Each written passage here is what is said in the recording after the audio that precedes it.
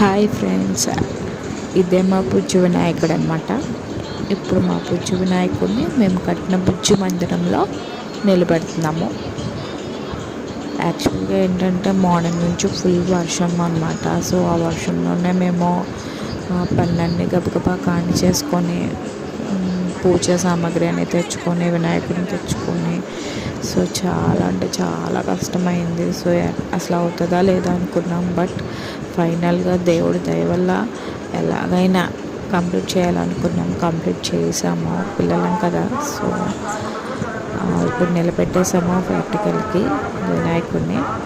So వర్షంలోనే పాపం మా వీధిలో ఉన్న పిల్లలందరూ అట్లాగే నుంచున్నారు. పిల్లలు పెద్దలు అందరూ చాలా బాగా సపోర్ట్ చేశారు మాకు విగ్రహం పెట్టడంలో. సో తర్వాత మా బుజ్జి వినాయకుడు బాగున్నాడు కదా, మీకు నచ్చితే లైక్ చేసి సబ్స్క్రైబ్ చేయండి.